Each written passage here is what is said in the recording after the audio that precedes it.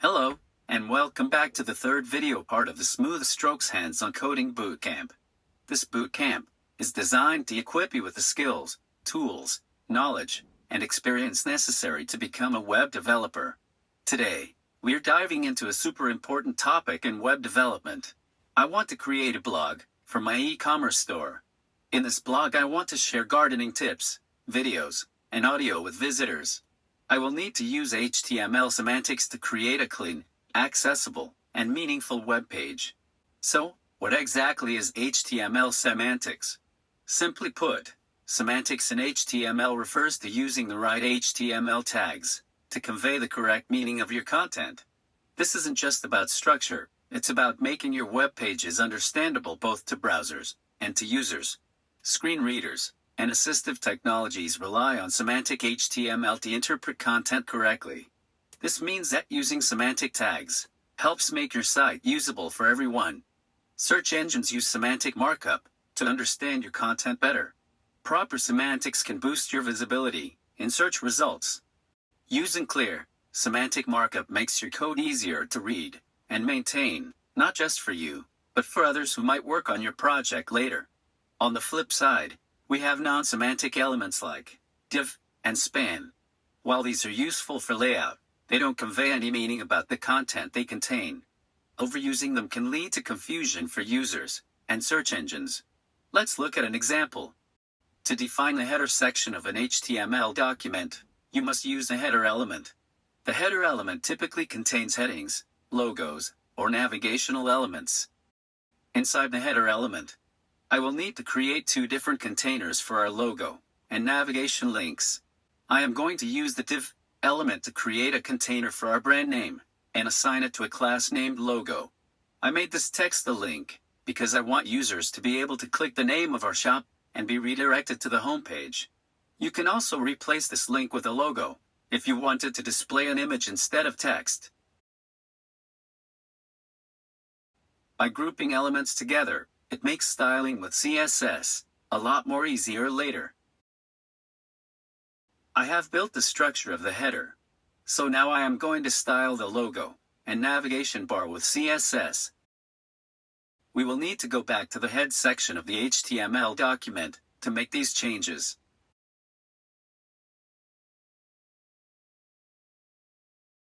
First, I'm going to use the body selector to remove any default margins and change the font style to Arial.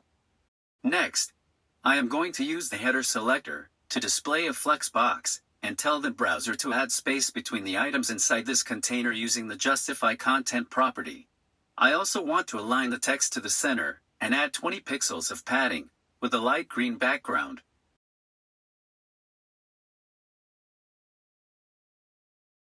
Next, I am going to style the div container assigned to the logo class and the link inside. I am going to tell the browser to remove any default text decoration, change the link color to black, adjust the font size to 24 pixels with a bold font weight. For the navigation element, I will need to use the list style property to remove the bullet points from the list by setting it to none. I want to ensure that there is no additional margin or padding, so I will set both of their properties to 0. And add the display flex property so the navigation bar will transform into a row instead of a column. The navigation bar is almost complete, but I want to format the links. On the next line, I'm going to use the nav CSS selector to apply a margin of 15 pixels to any list items inside this element. What this will do is give the links inside the nav bar space between each other. I also want to use the nav selector to style any links inside this element. The color black with no text decoration, with a font size of 16 pixels. And lastly, when I hover over a link, I want to tell the browser to add underlined text decoration to the text. Let's see how this all looks. Next, I'm going to use the div element to create a container for the main and aside elements. This element is useful for layouts, but they don't convey any meaning about the content they contain. This is why I am going to assign it a name to make the element more meaningful.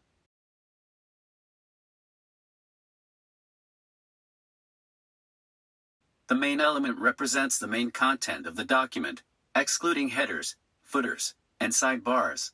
It helps in differentiating the main content from other elements, whereas the aside element represents content that is related to the content around it and is often used for sidebars, pull quotes, or advertisements. Inside the main element, I am going to insert two section tags. Inside these sections I am going to add an H1 header for tips on repotting plants, along with a video. To define a video, you must use the video tags to create a container for the video content. If you want the video player to be responsive, make the attribute width 100%. This sets the width of the video player to 100% of its parent container. This means it will stretch to fill the available space horizontally. If you set the height to auto, it will maintain the aspect ratio based on the width. The controls attribute adds playback controls to the video, allowing users to play, pause, and adjust the volume. To start a video automatically, swap out the controls attribute and use the autoplay attribute instead. The source tag is used to specify the video file. This is the path to the video file that will be played, and specifies the type of the video, indicating that it is an MP4 file. The article element represents a self-contained piece of content that can be distributed or used independently. It is suitable for blog posts, news articles, or other content that could be published separately. I'm going to insert the article element to define a section for the posts to sit in. Inside the article element I am going to add headings to highlight recommended articles for visitors to read. Below these headings I am going to use the div element to create a container and assign it to a class named blog container. Inside the div element I just created I am going to insert 3 additional div containers and assign them to a class named blog column. These div elements will serve as a container later to hold images and links to articles. Let's refresh the browser to see what our code looks like.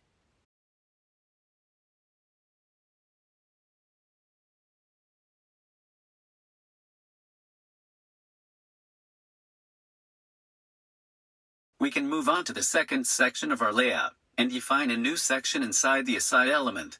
Inside the section I am going to use the H1 heading element to shift the viewer's attention over to our nature sound section and add a brief description about the sounds available on the website. I'm going to create another section and define a few H4 headings with names that describe each audio snippet. To define audio in HTML, you can use the audio element.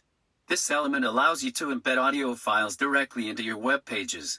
The audio tags will serve as the main container for your audio content. The controls attribute is optional, but it adds playback controls like play, pause, and volume for users. You can also add other attributes to customize the audio playback. The autoplay attribute will start playing the audio as soon as it's ready, whereas the loop attribute will repeat indefinitely. You can include multiple source tags for different audio formats to ensure compatibility across browsers. The text inside the audio element will be displayed if the browser doesn't support audio playback.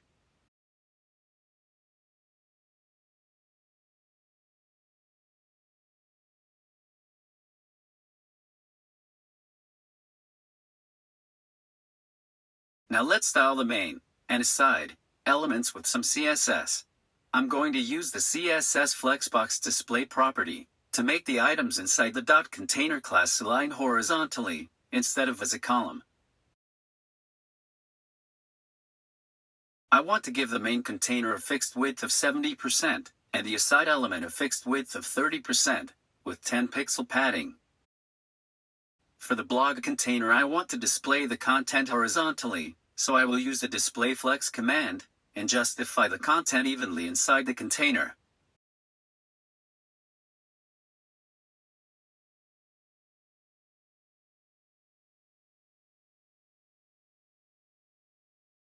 For the blog column, I want to tell the browser to add 10 pixels of padding to each column cell.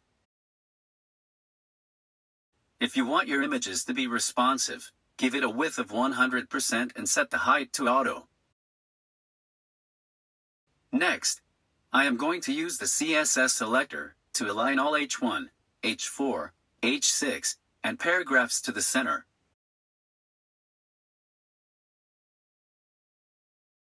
As you can see, the only element not centered is the audio element. Let's use CSS to display it as a block, then set the margin left and right properties to auto. Lastly, we have the footer element, which often contains contact information, copyright details, or links to related documents. I'm going to insert a table inside this element to organize a set of important links I want to display at the bottom of the web page.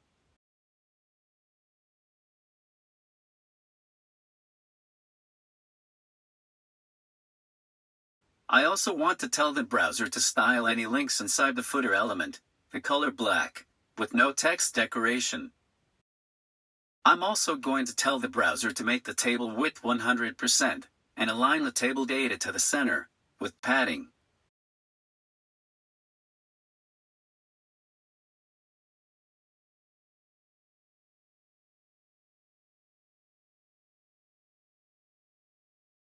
If we want to style for smaller screen sizes, we can use something called media queries to customize how layouts are displayed when the visible area of a web page is a specified number of pixels wide, or narrower. The first line specifies that the enclosed style should only be applied if the browser window is 1150 pixels wide or less. The second line tells the browser to change the flex direction of the dot container element from a horizontal arrangement to a vertical one. The child elements will stack on top of each other. The align items center command centers the child elements along the cross axis, horizontally in this case.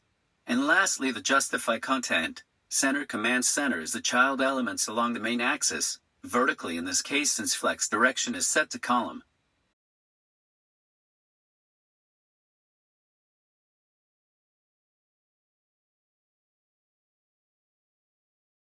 I will also add 60 pixels of padding around the aside element to provide more space inside it.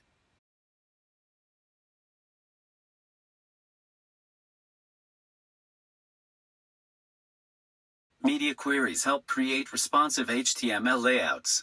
When the viewport width is reduced to 1150 pixels or less, the layout will adjust to become more mobile-friendly by stacking elements vertically and adding spacing, making it easier for users to interact with the content on smaller screens.